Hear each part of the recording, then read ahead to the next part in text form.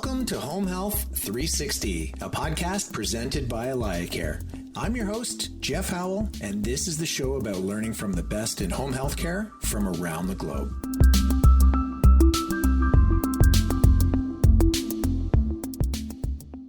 Hi, folks, and welcome to another episode of the Home Health 360 podcast, where we talk to home health professionals from around the globe. I'm your guest host, Erin Vallier, Director of Sales for AlayaCare Software, and today I am joined by two very well-known and highly respected home care professionals, Jeff Wiberg and Kunu Kashal, to talk about the home care market in general and a few exit strategies from said market, in case you're thinking in that direction. Jeff is the CEO of Family Resource Home Care, overseeing strategy, culture, and vision for the independently owned home care agency with over 20 locations across Washington, Oregon, and Idaho. Jeff has over a decade of experience in the healthcare continuum and is a nationally recognized thought leader in the home care industry. Welcome, Jeff. Thank you very much. Glad to be here. Glad to have you. And Kunu is the founder and CEO of Senior Solutions Home Care with over 20 locations in the greater Nashville area and Georgia, and the founder of the Independent Home Care Alliance. He is an entrepreneurial, motivated, and personable business professional with vision and experience in leadership, operations, and consulting at the district, regional, and corporate levels. He's also been a certified senior advisor since 2010. Welcome to the show, Kunu. Thanks for having me. Glad to be here. Oh, I'm super excited for this conversation.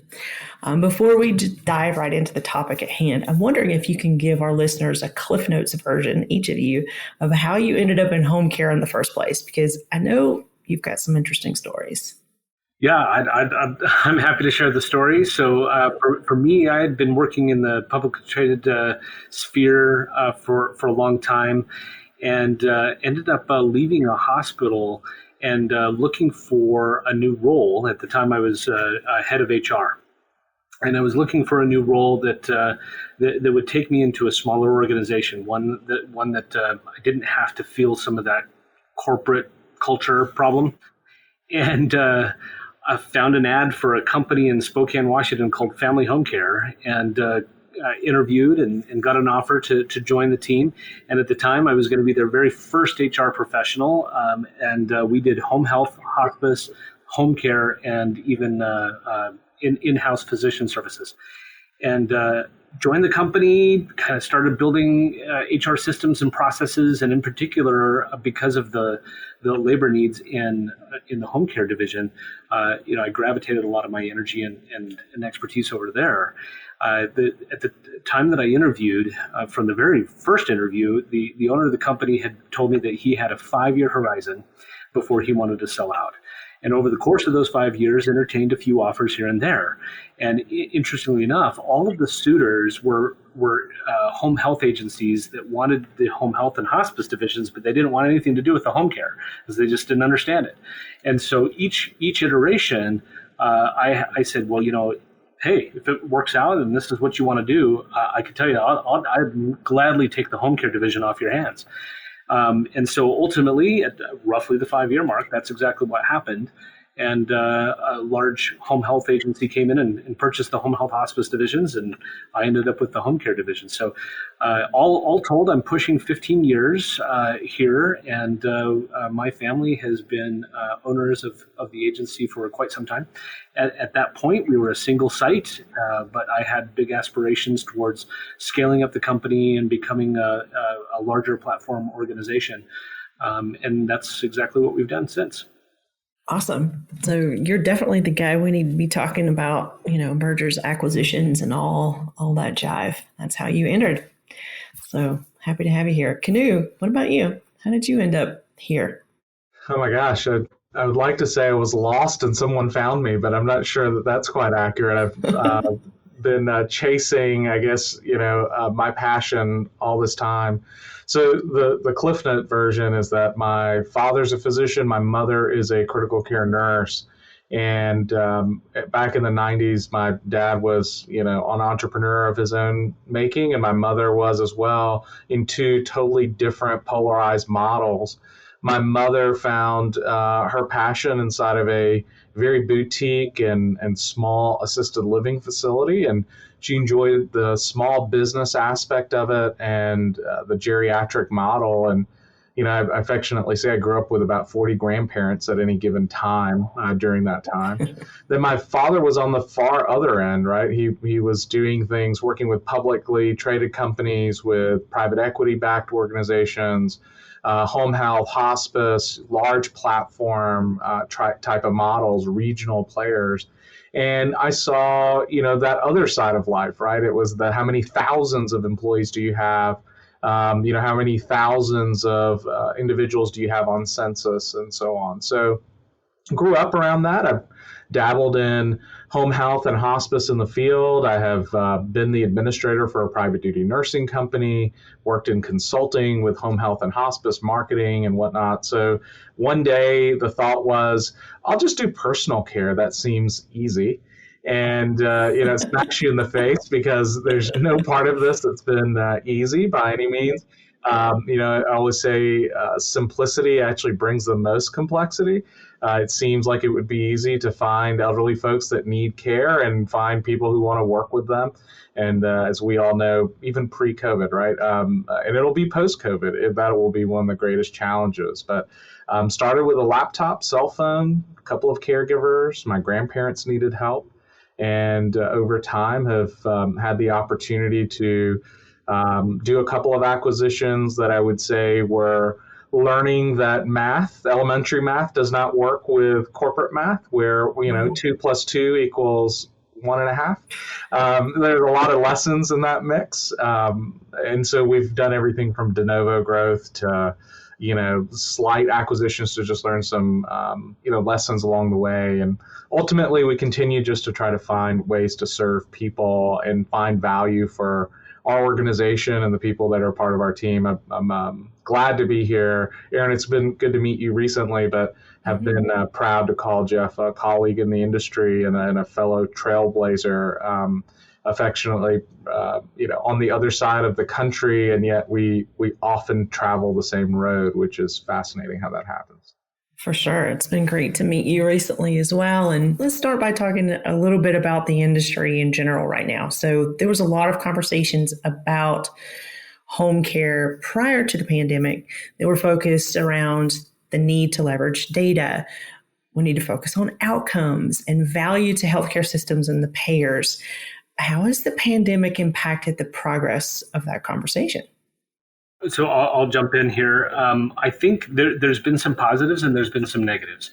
Mm-hmm. So I'll start with some positives. So I think that one of the things that the pandemic gave us is a lot of attention that may have not have occurred, at least in the short period of time in which we got the attention. The idea that so much very disastrous outcomes came in the senior living world because of COVID, and in congregate living facilities. I mean, you had some facilities where 75% of the residents were dying, and it was making national news, and it was a huge black eye on overall the long-term care space. Mm-hmm. And yet out of that came a lot of stories and positive feedback around the one-on-one care that we provide in the home care space, and how it was safer, the transmission rate was so significantly less, and that we were able to keep people safe and in their home during the course of this pandemic. And of course, people being at home is certainly their preferred venue in which to receive care. But during the pandemic, that even became more exacerbated by virtue of the fact that these facilities were on lockdown. In some cases, people were not leaving their room for as many as 6 months at a time. And that's not living. That's surviving, but it's not living. Mm-hmm. And I think that a lot of families really woke up to the idea that, hey, there are other options out there other than the well-known retirement home concepts. And I think that home care had an opportunity to be able to really show some of our wares in a very different way because of the conversation differences brought on by the pandemic. That being said, the negative is that the pandemic took up all the oxygen. Mm-hmm. And so the conversations with referral sources, with payer sources, with even within our own industry about what are the data and outcomes-based evidence that we need to be developing and demonstrating consistently from agency to agency and from state to state in order to be able to show wholesale payers and institutional entities the value that we bring to the population that they are trying to manage. If we were attempting to have that conversation in mid-2020, people would say, "Oh yeah, that's very nice, but what am I going to do about PPE, and what am I going to do about keeping my employees safe and my clients safe, and so forth?" So the pandemic removed so much of the momentum that we had begun to build as an industry and as an association and such around some of this data. Now, I won't say that it's dead. I think it just got delayed because we are certainly re-engaging those conversations now, but I feel like the pandemic served to be a bit of a distraction from that kind of driven strategy. Yeah, that makes sense. It did consume all of our energy and thought process for a while. But I was just going to jump in and just say one thing, which I don't think gets enough attention, is what Jeff's pointing out here. Is there were maybe some good things, but the massive miss that happened along the way is really to support what home care business really is representative in the solution that it really is from an entire healthcare system. I'll give you just a poor analogy, but I will say this, because COVID's been so devastating and such a large loss of life, and then the economic burdens have been incredible as well. But there was a lesson that I learned a long time ago, which is you can have a small little fire in your kitchen, and you might be able to manage that. It's the smoke damage that causes the real problem. And in some ways, I feel, not to minimize the effects of this, but COVID and managing, I think, between vaccinations and all the challenges, it's the smoke damage that is probably the most difficult to think about here. I'll give you some prime examples. We have uncovered the fact that for governmental pay systems, that we cannot move fast enough to address inequities in the model and to support our workers, right, with rates of pay and challenges. And one of the things that we're seeing that, Jeff is pointing out so accurately too, is home care has also, just in the last, year or two, has become even more a service that is available to the elite, essentially, right? And so the haves and have-nots are starting to get figured out pretty quickly. And it all comes down to one thing. It wasn't that the care being provided needs to be different. It is who is going to be paying for it and how much, and only for one reason. You have all the burdens of doing business, but it was what the labor force really demands from us all and what the labor force needs from us. And yet, we went from a situation in which people were in nursing homes and they were dying and they were seeing neglect. And I think the smoke damage that we're about to see become a greater part of the conversation is that we're going to have people that were already feeling neglect in the community. Now they're being neglected in nursing homes and in the community. People are aging is even scarier within the system. And I think in that way we have a much bigger post-COVID conversation that needs to happen if we're really going to try to focus on the workforce, which is so critical. And yet, private pay as an option knows what to do. Is they wake up tomorrow and they say, okay, I need to raise my rates, as much as a third or 50% or 100%, and they can. But the user base and the total individuals that are getting care is the biggest thing at risk, in my opinion. Yeah, that all makes sense. And I'm just going to piggyback on Jeff. Like, I agree with you, about the highlighting of the need for home care and the benefit of home care throughout the pandemic. And I'm just curious, it's like we got our 15 minutes of fame, right? How are we going to use the fact that we are keeping people safe in their home now? And how are we going to use that data to influence those future conversations and continue to drive the value creation of home care over the next few years? I think that it's really kind of getting back to the playbook that we established before the pandemic. And the reason why I say that is I've had more conversations in the last 30 days around the ACO, value-based care, partnerships, preferred provider agreements, payer contracts, which were what we were pursuing before. So that's telling me that the doors are starting to open again, and people are really starting to think through, okay, this COVID thing is going to be here to stay. We're just going to be dealing with it for forever, and eventually we got to get back to just doing what we were doing beforehand. And there was still the financial pressure on organizations throughout healthcare to really try to manage the cost and manage the exposure of a population. So now that the primary economic drivers of the pandemic are starting to wane, executives are getting back into that realm. So they're deploying their resources to kind of seek that out. And I feel that getting back into those conversations with the data that we were talking about just 2 years ago is still the right move, because it's still demonstrating the incredible value that we bring on the front end. I really think of home care as not really being post-acute, like so much of the long-term care industry titles ourselves. It's actually pre-acute. It's prophylactic in nature. Our job is essentially to keep people from consuming the incredible amount of dollars that they do in the healthcare system. I mean, it's widely known that 80% of the healthcare dollars that are spent in this country are in the last 6 months of life. And when home care is involved, the frequency of hospitalizations and falls and medication errors and all those things that lead to that exacerbation that drives those costs, those go away, or at least are mitigated to a significant degree, because our rehospitalization rates are significantly better than any other service provider in the long-term space. And the reason why is because we are in the home. We're there constantly.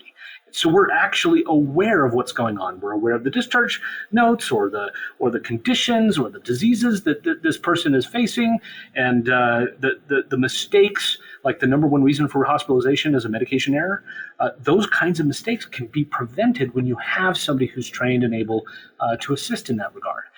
So ultimately, I think that articulating our message about our value in what it is that we do, and also helping people to understand that we really are pre-acute, and so we should be involved in grander population management type conversations, especially when we're dealing with, I'll call it the holy grail of Medicare, which is that they're trying to incentivize MA plans to innovate around, which is those who are functionally limited and have 2 or more comorbidities. And folks, that's our entire world. That is where we live. That is all we do. And so you have all these providers and payers and so forth that is like, I want to take everybody but that group because that group is scary. They use up a ton of dollars and I don't want to go at risk in that group. But that's where we live. And so given the fact that we've not been covered by insurance before, we don't have the actuarial data necessary to be able to help these health plans who only speak that language understand our value. And so the data that we're collecting and moving towards standardizing across the industry is really along those lines. We're trying to create the actuarial data that is the language that payers speak. And when they read the value proposition that we are putting together, it's going to be an undeniable opportunity for the industry and also, frankly, for the whole healthcare system. And I guess let me walk it back a little bit, Jeff, because you are 100% on point. And to simplify it a little bit, I would say we're at a really critical fork in the road that I think in the future we're going to have companies that are today the far majority, which are sitter services. And then we're going to have right now, which are in the minority, certain companies that recognize that they need to be a healthcare organization. And finding the difference between the two. Now, I'm going to use yet again another analogy, but I have young children, right? And I think when you think about when you have young children, you need to make a decision between, are you going to send them to daycare or are you going to send them to a preschool, right? Or early childhood development center or whatever. it is the complexity, the tools, their approach, everything, the kind of employee they have there, the training that they do, which makes all the difference. Now, functionally, you're dropping your kids off someplace. But in results, there's a difference between, the kids that were in a room grouped by age or whatever versus the ones that are like, hey, we're trying to get them ready for kindergarten. We're trying to get them to learn their ABCs, and there's a lot of things happening there. Now, within home care itself today, I have to tell you, a lot of measure happens today is like, how many hours are you doing? What's your revenue? And it essentially stops short there because we are preconditioned as an industry. We're so good at kind of diminishing our true potential of, being the eyes and ears, being the data collectors, being the individuals that carry out a care plan. I think it's absolutely asinine for some organizations that are spending energy making care plans, and it's really just to satisfy a state compliance, and then they don't ever visit it again. It's still, they are operating their schedules like, 20 hours a week at, X rate, and that's kind of their goals. I think there will come a time, and maybe through this workforce process, to what Jeff is also talking about, is that these payers are going to get past the idea of buying services from us at a rate per hour. And I think that is a massive change in the future whenever that comes in, where someone says, we need your help to reduce this, right, or to increase that. I think reducing rehospitalization risks or whatever that looks like, I wholeheartedly agree with Jeff. It shouldn't be, to keep them from going back to the hospitals. They shouldn't have gone in the first place, right? It's like, that's the real challenge, is that based on things that we already know about them, there are certain tactics that we could all use to be reactive to what's actually happening. But it starts by saying we're going to do more than just show up and clock in. Yeah, all good points. So I think what I'm hearing both of you say, in order to continue this value creation over time, we need to continue to collect the data and serve it up to these payer sources in a language that they can understand, and then start to actually value what we do. And it sounds like you both believe that we might be on the cusp of something great in that area. Do you know something, like what's brewing behind the scenes? Yeah, I can give you some insights. There's a whole lot of people that need care, and only so many caregivers. And I don't think it's necessarily a big secret. And I would, I'm not going to put words in Jeff's mouth here, but, I think he even said, when you even start to have a conversation with the MAs, the, health plans, the others that are playing in a space, I'll give you a prime example. Just watch the arc of another organization that's trying to impact healthcare somewhere. People got excited about Dispatch Health because of, maybe 1,000 different reasons. But the reality was Dispatch was bringing the healthcare services down to the people who needed it the most, the fastest, in their home, whenever they could get there. And that's oversimplifying their entire business model. And yet, look who liked it the most. I think, Humana, right? Or whoever ended up actually buying them. But I think there's no secret that this is where we want to get to. And I think if you just watch the industry, there's a reason SNF at home and hospital at home and everything at home. I get really frustrated with this whole concept of it's new to do things in the home. That's been home health and home care for, a very long time, 3+ decades. And I'm sure there's people with much more gray in their beard that could say, how long it's truly been. But nobody wants to be at the hospital. Everybody wants to be at home. I think the sophistication is what is truly just now, being accessible and valued and a potential. There was a time where in skilled home health, everyone just assumed that those skilled home health workers were, broken down nurses from the hospital. That is truly was the feeling back in the day. And then it got much more professionalized. And I'm not sure, today where our workers would be categorized, but I think we're going to see professionalization, not only in the agencies, but the workforce. And that's long overdue. I totally agree with you there.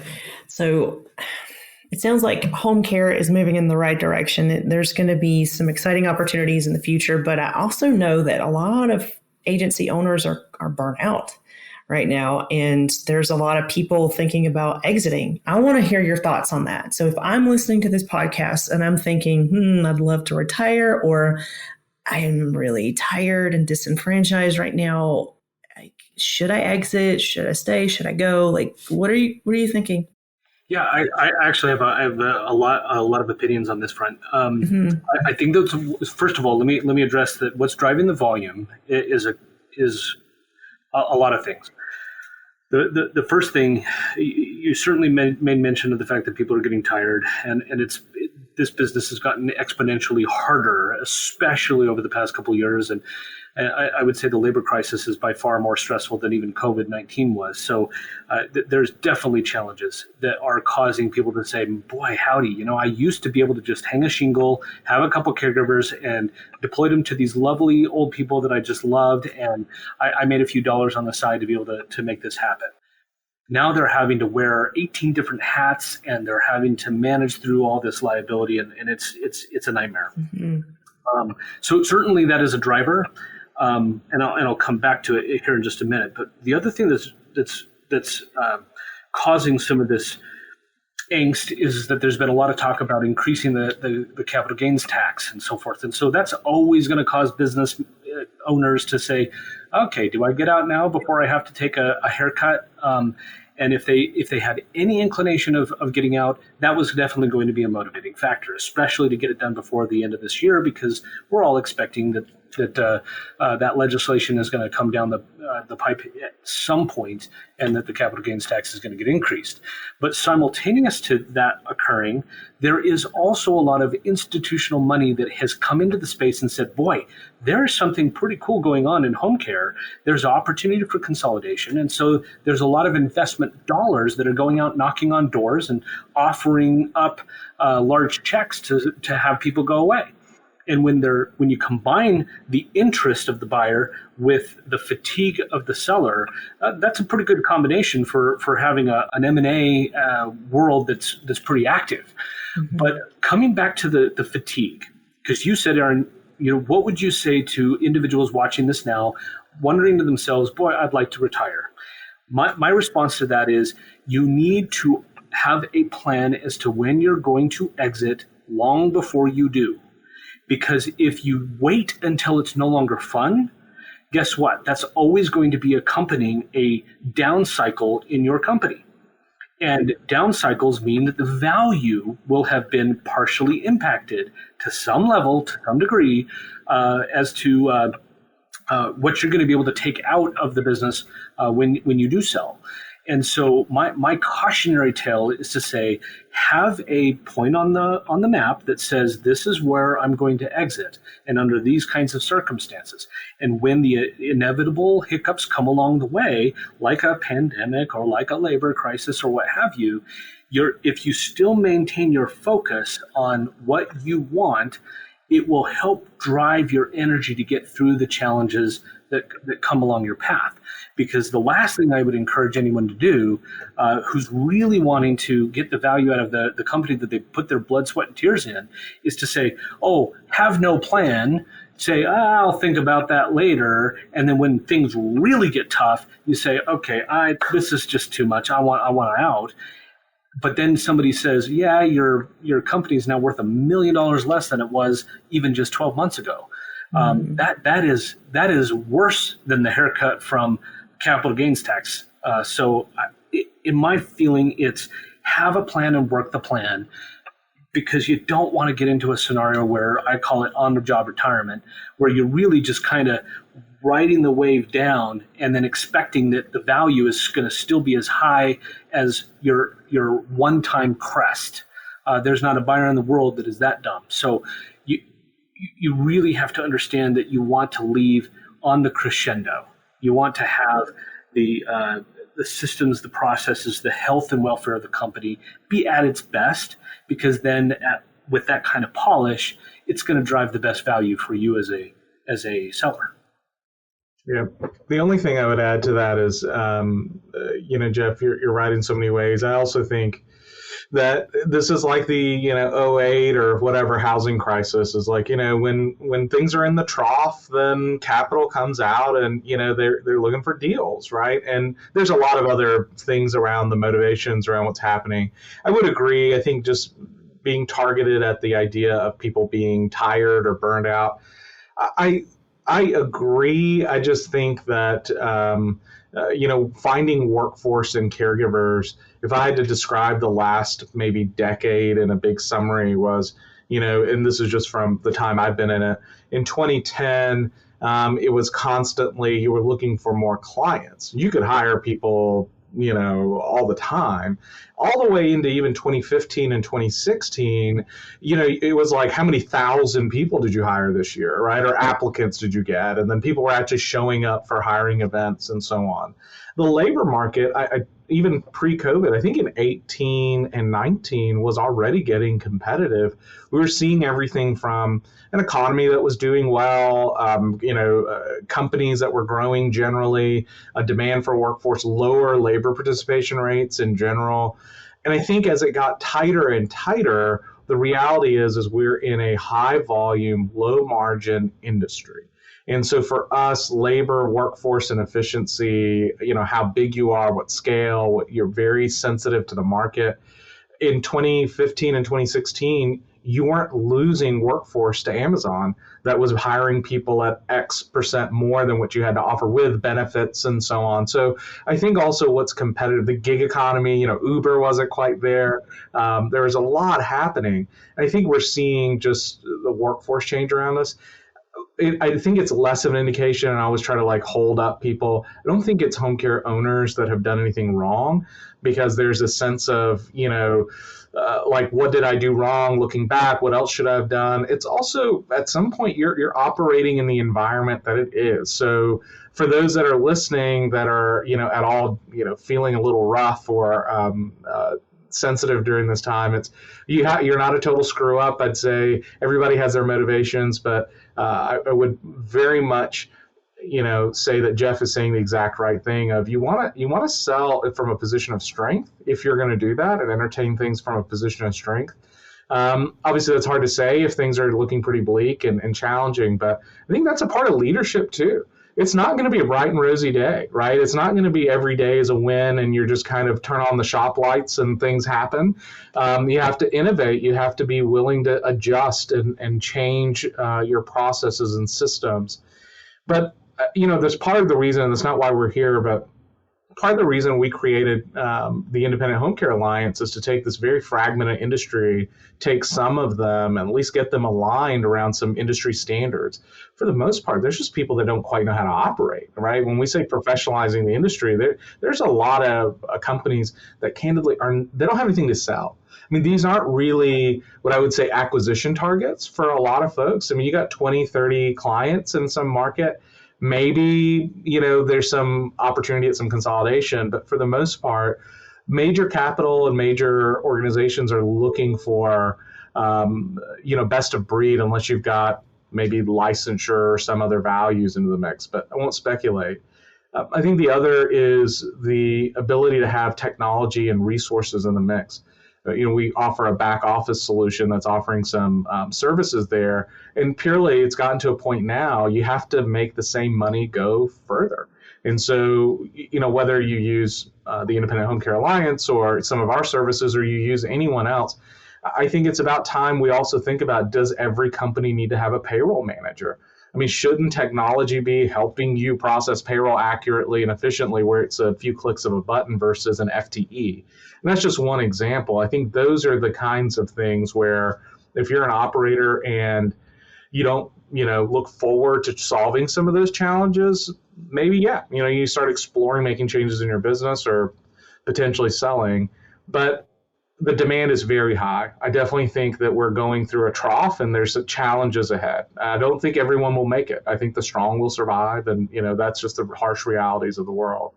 But Erin, one statistic you used that I just want to make sure I kind of, if I could be critical of the franchise conversation of, the 4 franchises that made a transaction, I hate when they're included in that statistic. And the only reason is they're in a different business. They're in the business of selling franchises, right? So their value proposition to the market is the model of being a franchise and having a network and so on.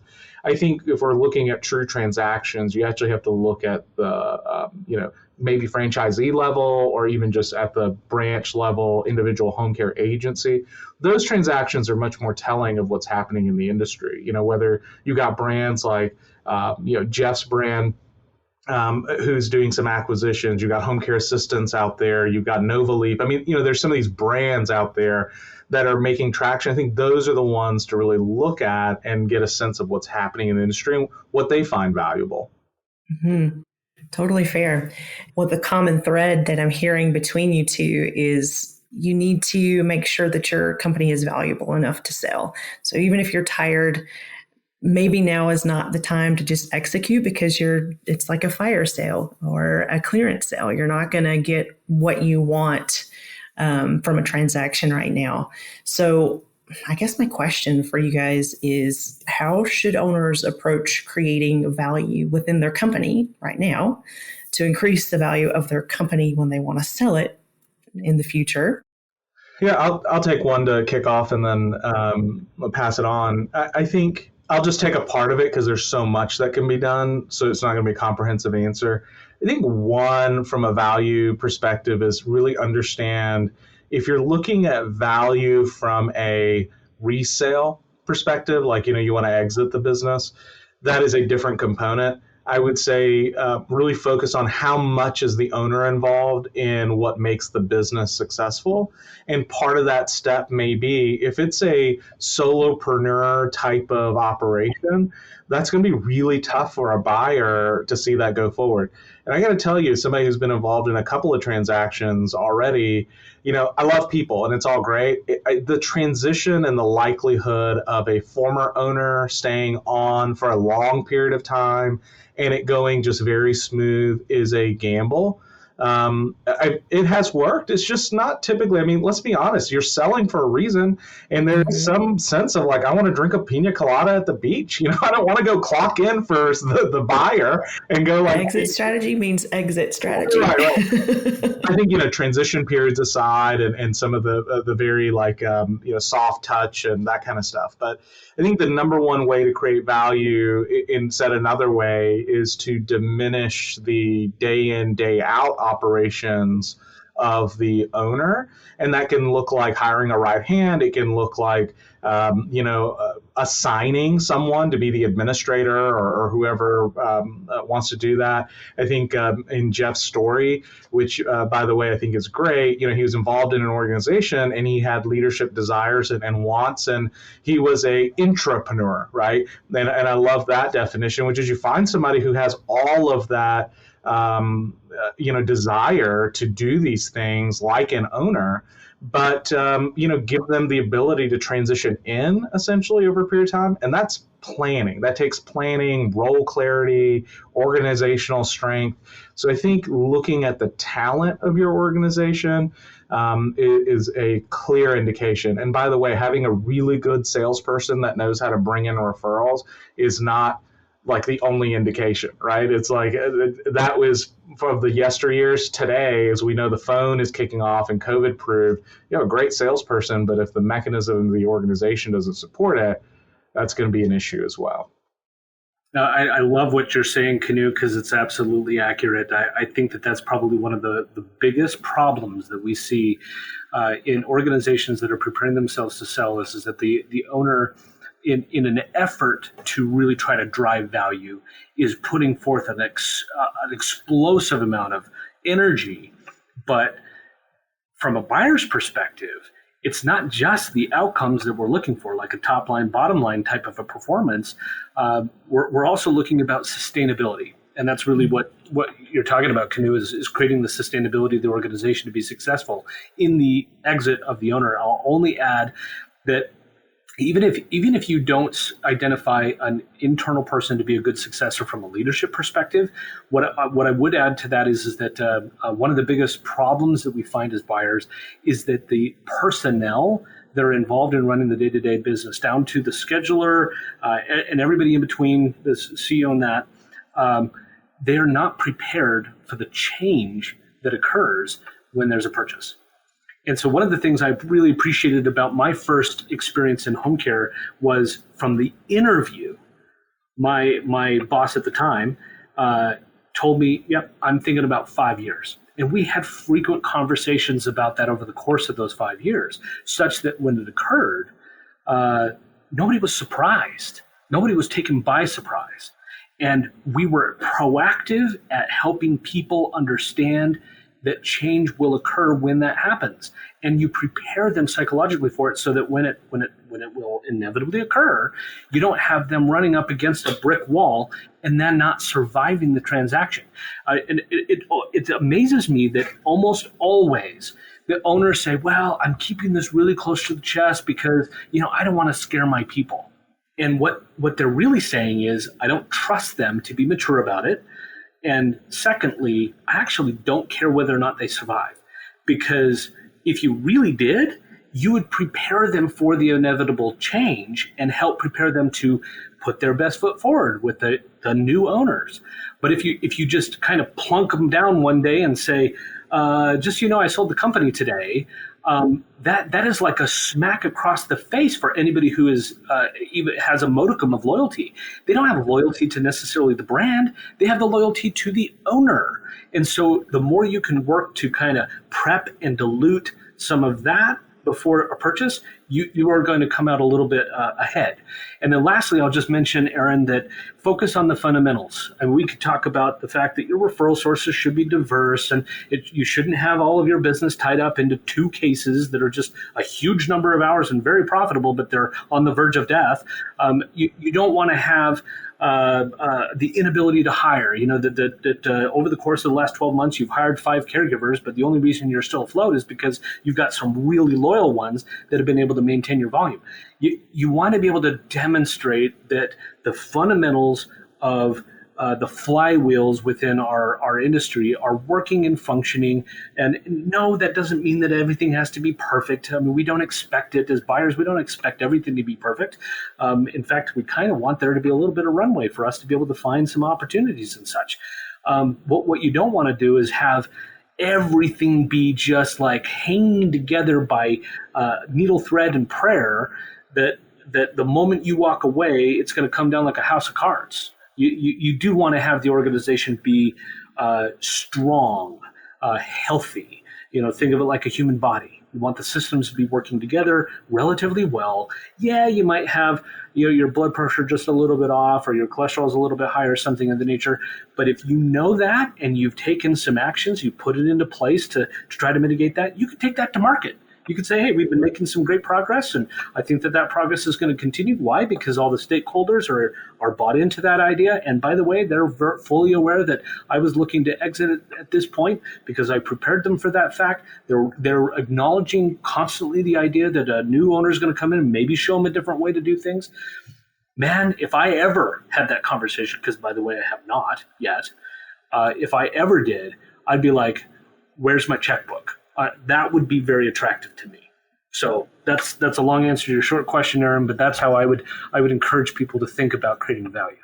No, I love it. How are you two personally thinking about M&A today in this post or pandemic or post? Is there going to be a post-pandemic? I'm just going to say during the pandemic. What's on the docket for your companies? And I'm going to layer on a B question to this, because I've read that like the provider relief funds and all that stuff is kind of muddying the waters in terms of M&A, that you can't use any of those dollars for M&A. And if you sell or something happens, you have to report that transaction and you may be audited. So talk to me about all that. Are you dealing with it? Yeah. How are you thinking about it? I'm totally seeing this. I've seen, for example, somebody wanted to inflate the value of their business because they got a PPP loan forgiven, and they put that right to profit. And they're like, look at how profitable I am, and so therefore you should be paying a multiple of EBITDA. In reality, we don't pay multiples of EBITDA. We pay multiples of adjusted EBITDA. And what are those adjustments? Well, to the favor of the seller, there are one-time expenses or extraordinary expenses, or maybe even, if you've been running, all of your family's expenses through the business, which has some good tax ramifications. Clearly that's not going to be something that survives the transaction. So therefore you can adjust those out and actually still get a multiple of those types of dollars. That's all positive. But the flip is also true. If there are extraordinary revenues or profits that are coming for you, like the tax refunds or credits for the retention credits or PPP loans being forgiven or something of that nature, those are one-time adjustments off of your books, because what we care about as buyers is we care about the continuity of the revenue. So even if you said, well, during the pandemic, I charged $5 more per hour because, hey, we could get it, but you're no longer doing it, I'm not going to give you credit for the $5. Right. So it has to be something that will survive in perpetuity in order to be able to get that credit. And that's all the stuff that goes into the A of adjusted EBITDA.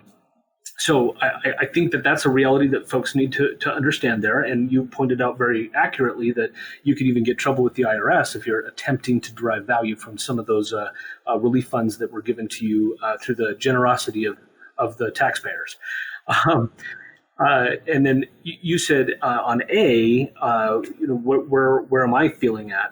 I'm definitely in a place where I am shopping. I have a fairly decent pipeline right now of transactions that I'm considering at the present moment, and that is no different from what it was in 2021. So that's one of the reasons why I'm still bullish that there will still be additional transactions in 22, because at the end of the day, from my perspective, the way to be able to get to the value proposition that we started this whole conversation on is in part the ability for me to create a meaningful network with which to contract. So I'm a consolidator. I'm bringing together under one roof and therefore under one system the capability of becoming the professionalized agency that Kunu talks about. So I'm definitely an interested buyer. I'm also looking at greenfielding new stores and just starting them up from scratch. And we'll be doing both in 22 and 23 and into the future. I think that there's still a lot of inexpensive money out there because the Fed is, as of today, is not raising the rates. So, I think that there's a lot of bullishness around being able to leverage available capital to generate M&A activity that yields a great ROI. So I think that the environmentals with the monetary fund, our policies that are going on right now, speak to the fact that there'll be plenty of M&A activity going into 22. All right. Exciting things on your calendar, Jeff. How about you, Kunu? Yeah, I think, candidly, Jeff and I's strategies right now are in two different places. And, and I humbly say this, Jeff's years ahead of where we could even want to be at this moment. And I think a lot of that has to do with, I don't think it's actually very indicative of home care. There's not the right answer. It's the way that you're willing to show up and actually perform in the industry. And I'll kind of make this comparison. It's like in home care, somebody says, well, is private pay right or governmental pay right? Well, it depends on the one you want to do and the one that you're going to build an engine around. I think to answer your question, Jeff's looking at maybe 1%, right, of the industry to make the right transaction with. And we're looking for, the other 99% potentially, let's say, of independents that are, reasonable and all of that. We're looking at the other 99% to partner with, right? We're wanting, I think, if we could play out this, is we want to professionalize some agencies to increase their value, to be in that category of someone that maybe Jeff today says, hey, you're not quite our target. And maybe all the other buyers also say, you're not quite our target yet. And we can work with them, partner with them to kind of professionalize them, help them from being burned out or just fizzling away or shutting down, and reinvigorating, I think, through some smart, whether it's education, group purchasing programs, or even back office support, right, in a really smart way, is then over time, we want to impact about 10% of all the independents. And, there's fuzzy numbers out there. I think the best ones I like to go with right now is there's roughly 13,000 very fragmented independent agencies around the country. We hope through the Independent Home Care Alliance to attract about 1,300 of them. And of those, attract about 100 or 130 companies and offer them deeper services so that we can help them with valuation over time. And I think the thought process, exactly to kind of what Jeff's point is here, is there's a lot going on, and yet I can almost guarantee you this education and transition of an organization, not everyone is set up to do it because they don't even understand that world yet, to know what is being valued, what do people care? Are my books even in the right setup? We've got people reporting caregiver costs in 7 different ways, right? If you've seen 7 different books, and that in itself is some challenges. So I would say, Erin, for us, we're looking to partner with agencies. We've attracted about 400 agencies into the membership side. We've got over a dozen organizations in just 5 months to be part of our partner or powered partner program, where we're doing back office services for them.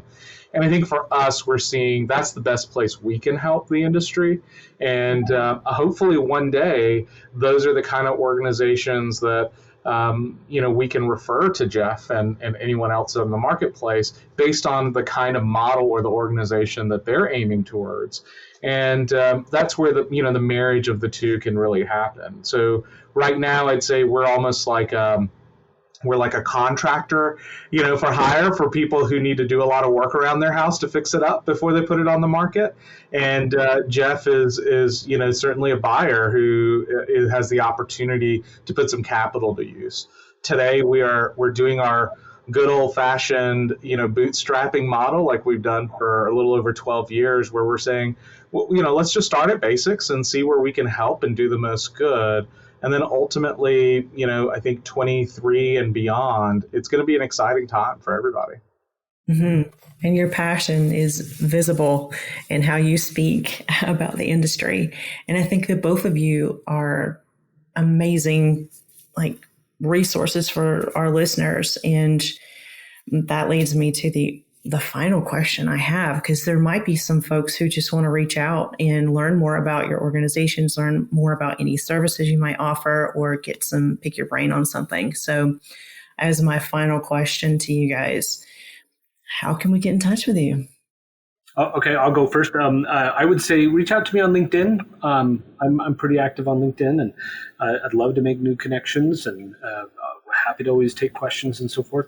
And that's one of the best ways to be able to put context to it of, hey, I listened to the podcast and I just had a couple questions for you. Do you have a few minutes to chat? Because bear in mind that my inbox, like the email inbox, I'm constantly scouring for avoiding spam. And so as a result, I don't sometimes connect with people if they email me. So LinkedIn is really, truly the best for me.